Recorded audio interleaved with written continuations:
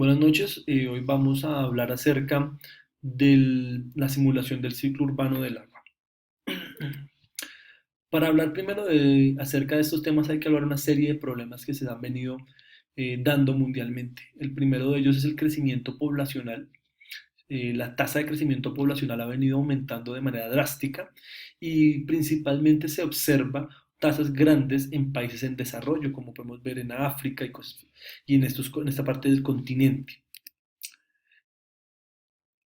Y en esta gráfica lo muestra mucho mejor y es como después de 1950 la tasa de crecimiento es altamente elevada o el crecimiento poblacional es altamente elevado en los países en desarrollo, donde en estos lugares todavía las políticas ambientales son escasas o pobres. Nuestro segundo problema a tratar de acá es la cantidad de agua que hay en el mundo.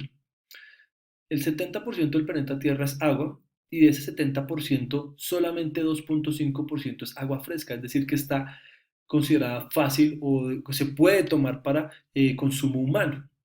Dentro de esa agua fresca, el 1,2% es agua superficial, es decir, que podemos tenerla fácilmente. Y de ese 1,2% solamente el 49% está en ríos, los demás están en glaciares, lagos, humedales, pantanos, atmósfera, lo que dificulta en algunos de ellos la adquisición.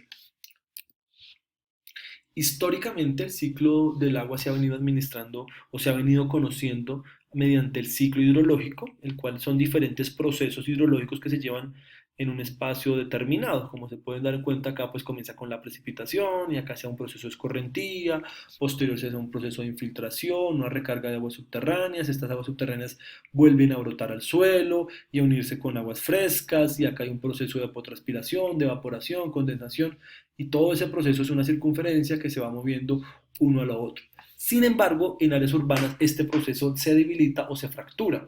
Principalmente, ¿por qué? Porque pues al empezar a permeabilizar las áreas, pues el proceso de infiltración disminuye, la recarga de acuíferos disminuye, el proceso de evapotranspiración, que principalmente es función de las plantas, también va a disminuir porque no tenemos plantas, y el proceso de escorrentía aumenta, generando así problemas de inundaciones y otros factores importantes.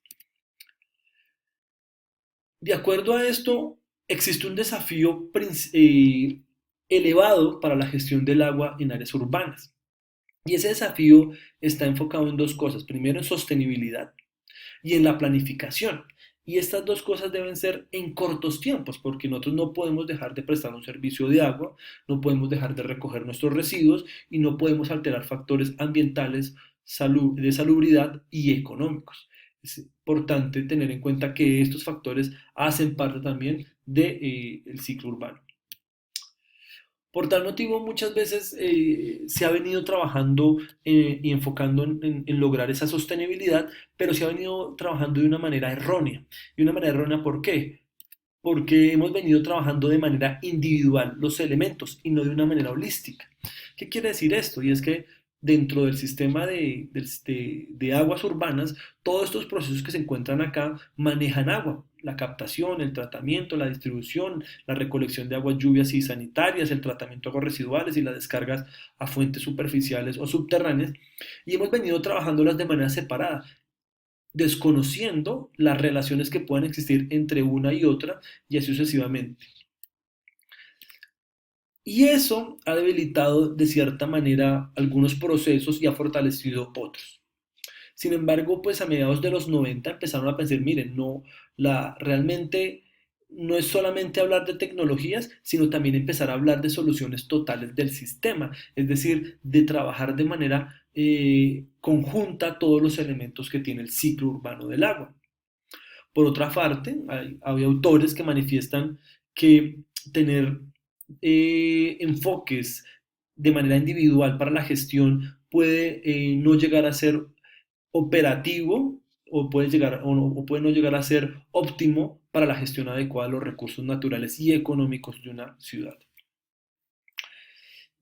Pero ¿desde cuándo empieza a verse la integración de esta manera? O sea, empieza a verse mucho más holístico la gestión del agua, pues principalmente en 1992, en una conferencia internacional llamada Interurba, donde un grupo de ingenieros empezaron a trabajar la relación que existía entre el sistema de alcantarillado, plantas de tratamiento y los cuerpos de agua que recibían. Entonces empezaron a verse primero de manera individual, pero empezaron a darse cuenta de las relaciones, entonces ya uno empieza a plantear nuevas cosas, cómo integrar uno con el otro. Y eso así empezó Interurba.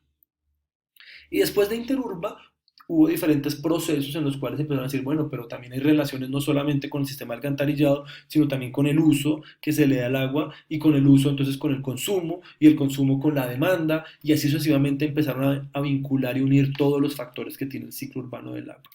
Y eso nos permitió generar, permitió dar a conocer esta palabra, ciclo urbano del agua. Y darla a conocer, ¿por qué? Porque es una forma de gestionar y de gestión óptima del recurso hídrico en áreas urbanizadas, ya que eh, involucra los diferentes sistemas que componen este ciclo, como el abastecimiento, el tratamiento, la recolección, el consumo, el reuso, las fuentes hídricas, y los permite identificar y poder observar estas relaciones entre ellas.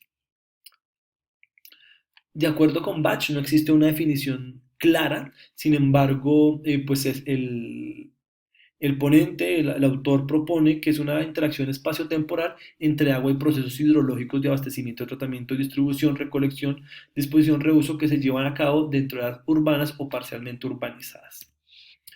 Y de esta manera podemos ver claramente el ciclo urbano del agua acá. Y si nos damos cuenta que el agua puede entrar principalmente en este caso por fuentes superficiales o subterráneas, y acá pasa a la captación, al tratamiento, a la distribución, después llega a diferentes usos y después de los usos pasa al sistema alcantarillado y después del sistema alcantarillado esta plaza a una planta total, sucesivamente.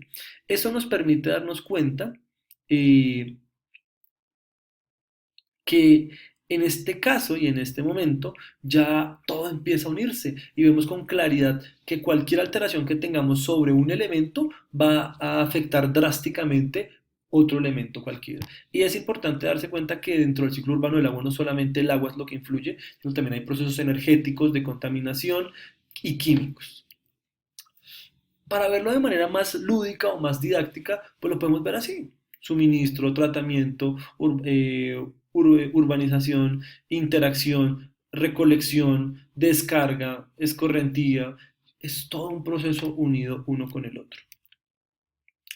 Tenemos entradas principalmente, como lo mencionamos, el agua es la fuente principal son pues las hidrológicas que hacen referencia a superficiales subterráneas y la precipitación. Estas son los principales, el principal factor de entrada al ciclo urbano debido a que pues, nos permite calcular consumos, balances dentro del ciclo.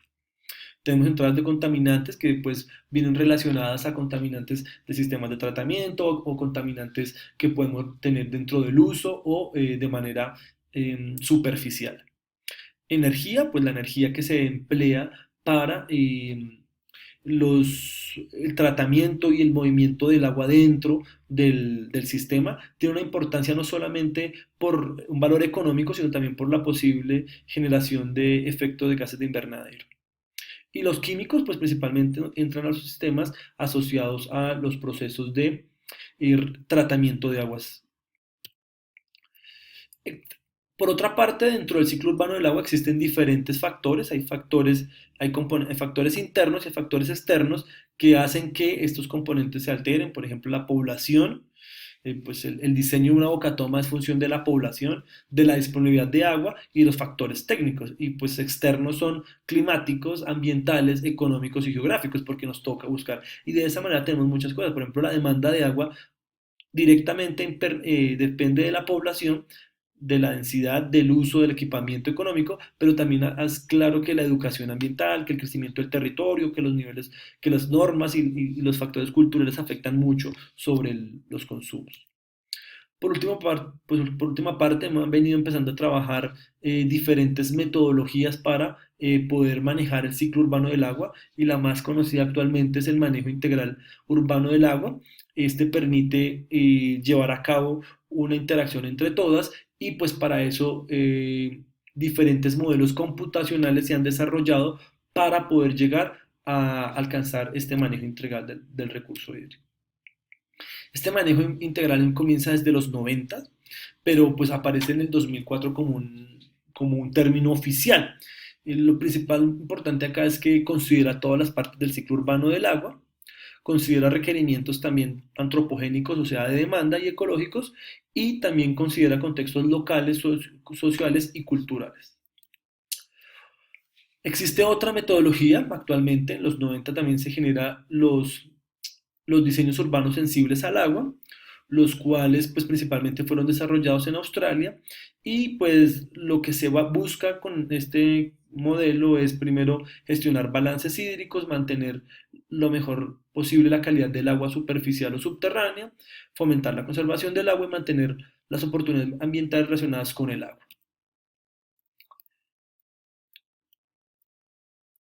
Hay una definición principalmente que dice que la integración, la planeación del manejo y protección de conservación del ciclo urbano del agua que asegura la gestión del agua en áreas urbanas. Y eso es lo que pues principalmente se enfoca esta asignatura. Y podemos verlo de esta manera. Hemos venido pasando de manera individual a pensar solamente en agua potable, después en alcantarillado, después en agua lluvia, después en la unión de estos señores, ya después del ciclo urbano y ya después a pensar en ecología. Y eso es a lo que le estamos apuntando actualmente, mundialmente se le está apuntando a este factor. Podemos verlo de otra manera, ¿no? También lo importante es que conservación del agua, minimización de aguas residuales y disminución y control de aguas lluvias, principalmente pues para inundaciones y aumento de acuíferos y cosas por el estilo.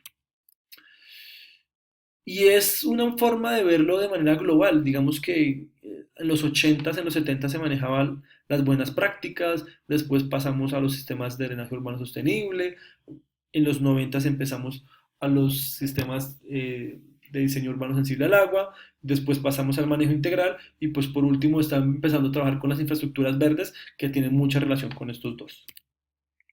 Y podemos ver algunos ejemplos. El uso normal del agua pues es esta forma. Tenemos el uso por diferentes acciones, pero eh, se ve de esta manera, una lluvia, yo tengo acá un proceso de entrada a los procesos. Sin embargo, ¿qué pasaría si yo reutilizo esa agua lluvia? Pues voy a tener una drástica reducción en el consumo de agua potable, o sea, reduzco la presión sobre el recurso hídrico superficial o subterráneo y pues puedo empezar a hacer muchas más cosas, empezar a reducir agua de lluvia y empezar a agua gris y cosas por el estilo que al final de cuentas van a permitir llegar a esas políticas ambientales mundiales. Y puedo ampliar esto de manera indefinida. Este tipo de actividades permiten no solamente reducción en agua, sino también reducción en contaminantes, que es algo muy importante. También tenemos reducción en eh, inundaciones, tenemos la reducción de CO2 y tenemos la reducción eh, de diferentes factores ambientales. De acuerdo a lo anterior, pues espero que les haya sido de su agrado. Nuevamente, recordarles a los estudiantes que pueden entrar a la página web eh, ya dispuesta y establecida para trabajar en simulación del ciclo urbano del agua y aquellos interesados pues poder contactarme a mi correo, es carlos.pena@usantotomas.edu.co. Muchas gracias.